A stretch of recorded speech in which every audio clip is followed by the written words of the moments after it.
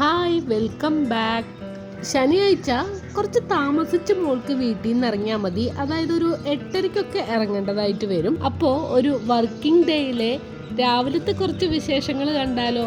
നമ്മൾ വാങ്ങിച്ചതും നൈബർ തന്നതുമായിട്ട് കുറച്ച് അധികം മുരിങ്ങക്കായ ഉള്ളതുകൊണ്ട് തന്നെ മുരിങ്ങക്കായ ഉപ്പേരിയാണ് ഉണ്ടാക്കിയിട്ടുണ്ടായിരുന്നത്.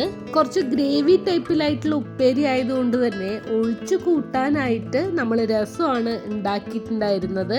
രാവിലെ എണീറ്റ് അടുക്കളയിലോട്ട് വന്നു കഴിഞ്ഞാൽ തന്നെ ആദ്യം ചെയ്യുന്നത് ചോറ് വെക്കാനുള്ള വെള്ളം അടുപ്പത്ത് വെക്കുകയാണ്. അതുകൊണ്ട് കറിയും ഉപ്പേരിയൊക്കെ ആകുമ്പോഴത്തേക്കും ചോറ് റെഡിയാകും കേട്ടോ. അപ്പം നമ്മൾ ചോറ് വാർത്ത് വെച്ചിട്ടുണ്ട്, രസവും റെഡിയായി, തീ ഓഫ് ചെയ്തിട്ട് അടച്ചു വെച്ചിട്ടുണ്ട്.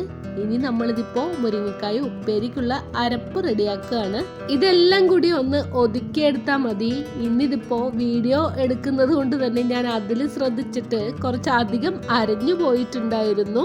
വേവിച്ച് വെച്ച മുരിങ്ങക്കയിലോട്ട് അരപ്പും ആവശ്യത്തിന് വെള്ളവും കൂടെ ചേർത്ത് കൊടുത്ത് ഒന്ന് ഇളക്കി യോജിപ്പിച്ച് കൊടുത്തിട്ട് അടച്ചു വെച്ച് തിളപ്പിച്ചെടുക്കുന്നുണ്ട്.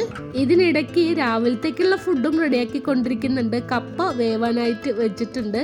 രാവിലെ എണീറ്റ് കഴിഞ്ഞാൽ വറുക്കലും അരക്കലും പൊടിക്കലും ആയിട്ട് എന്നും നമ്മുടെ അടുക്കള ഇങ്ങനെ തന്നെ ആയിരിക്കും. മുരിങ്ങക്കായ ഉപ്പേരിയിലോട്ടും നമ്മൾ വേവിച്ച് വെച്ചിരിക്കുന്ന കപ്പയിലോട്ടും വറവ് ചേർത്ത് കൊടുത്തു കഴിഞ്ഞാൽ രാവിലത്തേക്കും ഉച്ചത്തേക്കുമുള്ള നമ്മുടെ ഫുഡ് ഉണ്ടാക്കുന്ന പരിപാടി കഴിഞ്ഞു കേട്ടോ. ഏകദേശം 2 മണിക്കൂർ നീണ്ട നമ്മുടെ കലാപരിപാടിയാണ് അവസാനിച്ചിരിക്കുന്നത്. തലേ ദിവസം ഒന്നും ഞാൻ ചെയ്തു വെച്ചിട്ടുണ്ടായിരുന്നില്ല. എല്ലാം നമ്മൾ രാവിലെ എണീറ്റതും തന്നെയാണ് ചെയ്തിട്ടുള്ളത്. അതുകൊണ്ടാണ് 2 മണിക്കൂറൊക്കെ സമയം എടുത്തിട്ടുണ്ടായിരുന്നത്. ഇതിനിടയ്ക്ക് ഷൂട്ട് ചെയ്യാത്ത പല കാര്യങ്ങളും ഇവിടെ നടക്കുന്നുണ്ട് കേട്ടോ.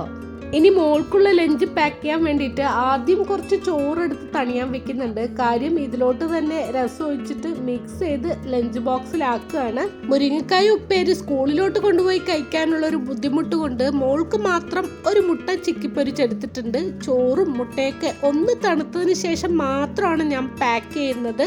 മിക്കവാറും എല്ലാ വർക്കിംഗ് ഡേയ്സിലും നമ്മുടെ വീട്ടിലെ അവസ്ഥ ഇത് തന്നെ ആയിരിക്കും കേട്ടോ. അപ്പോൾ മറ്റൊരു വീഡിയോയുമായി വീണ്ടും കാണാം. അതുവരെയും ബൈ. Thank you.